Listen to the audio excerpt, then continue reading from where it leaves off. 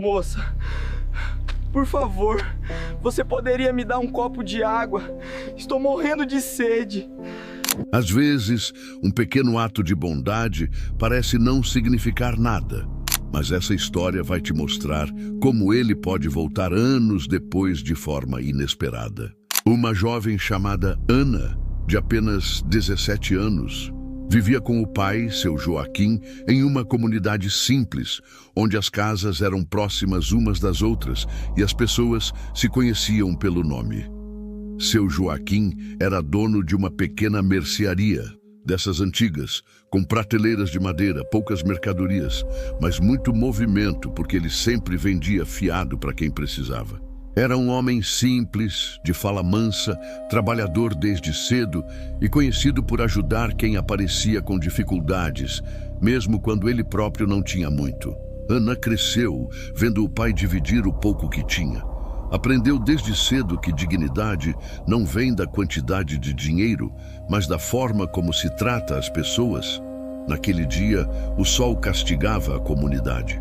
O calor era forte, o asfalto parecia derreter e o ar pesado deixava tudo mais lento.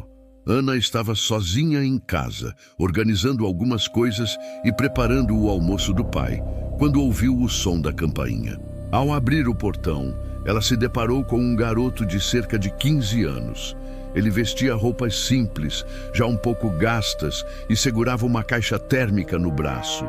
O rosto estava suado, o olhar cansado demais para alguém tão novo, e a postura denunciava vergonha por estar ali. Com a voz baixa, quase pedindo desculpas por incomodar, ele perguntou se poderia receber apenas um copo de água. Ana reparou que o garoto tremia levemente. Não parecia ser só o calor. Havia algo diferente. Ela perguntou se ele estava vendendo geladinhos. O garoto respondeu que sim. Explicou que estava tentando ajudar a mãe, que era viúva, e que naquele dia o sol estava muito forte. Disse que já tinha caminhado por horas e não tinha conseguido vender quase nada. Enquanto falava, desviava o olhar, como se tivesse vergonha da própria situação. Ana sentiu um aperto no coração. Pediu que ele esperasse um instante e entrou em casa. Na cozinha contou tudo ao pai. Seu Joaquim observava pela janela e, com um pouco de desconfiança, perguntou se o garoto queria só água. Ana respondeu que não. Disse que ninguém ficava daquele jeito apenas por causa do calor. Disse que ele estava com fome. Sem discutir, ela começou a preparar um almoço. Não era nada sofisticado, mas era farto. Arroz, feijão, carne e um pouco de salada. Comida simples, daquelas que sustentam o corpo e aquecem a alma. Quando ficou pronto, Ana voltou até o portão. Primeiro entregou o copo de água e depois mostrou o prato. Disse ao garoto que, além da água, tinha preparado um almoço para ele. O garoto ficou sem palavras, os olhos se encheram de lágrimas. Sentou-se ali mesmo e começou a comer. No começo devagar, depois com mais pressa.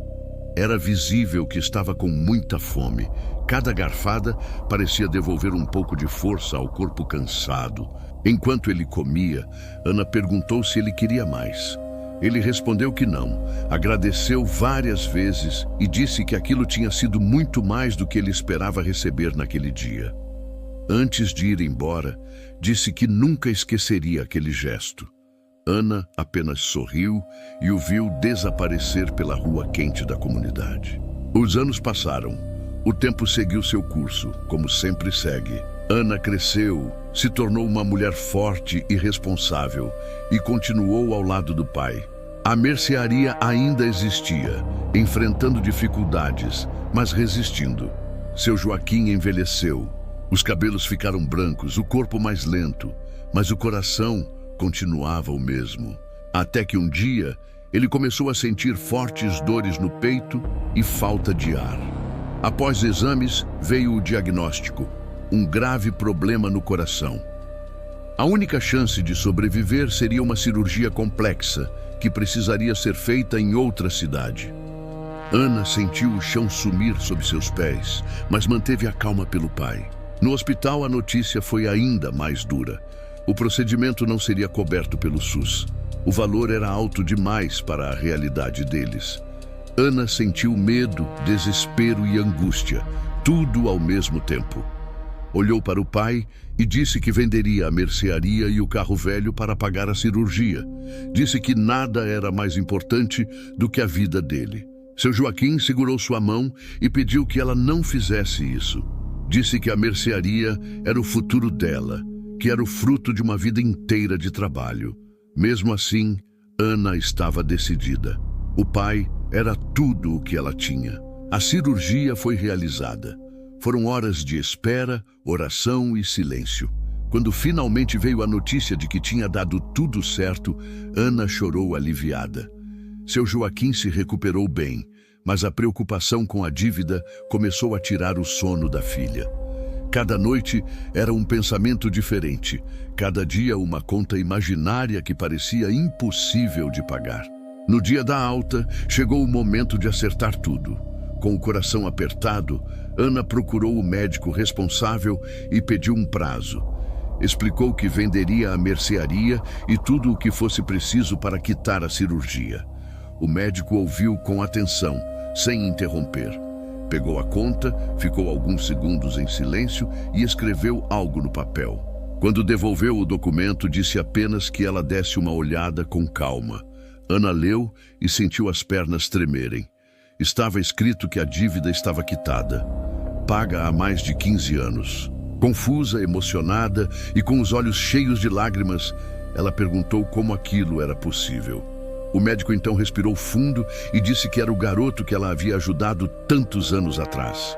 Disse que naquele dia estava com tanta fome que mal conseguia andar. Que o almoço que ela lhe deu não foi apenas comida, mas esperança, dignidade e força para continuar.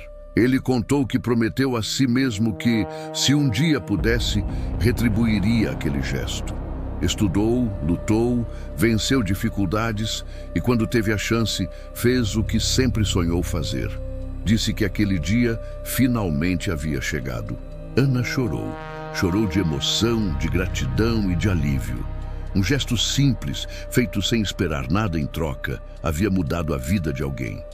E anos depois, esse mesmo gesto voltou como salvação para o seu pai.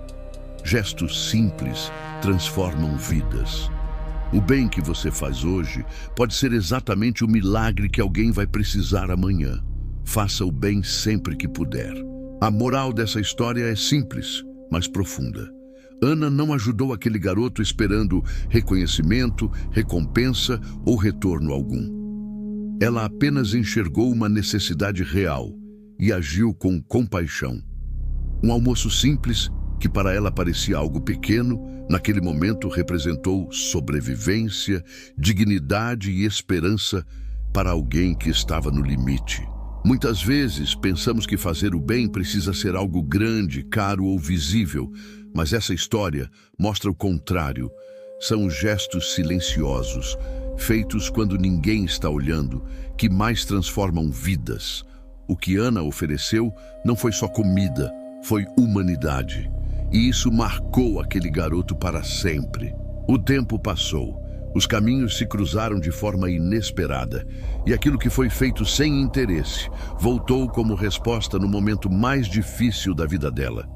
Não porque ela ajudou esperando algo em troca, mas porque o bem verdadeiro cria raízes e frutifica no tempo certo. Essa história nos ensina que cada atitude conta, que nunca sabemos a dor que o outro está carregando, e que um gesto simples, feito com amor, pode atravessar anos, mudar destinos e voltar como salvação quando tudo parece perdido. Fazer o bem sempre vale a pena, mesmo quando ninguém vê, mesmo quando parece pouco, porque o bem nunca se perde.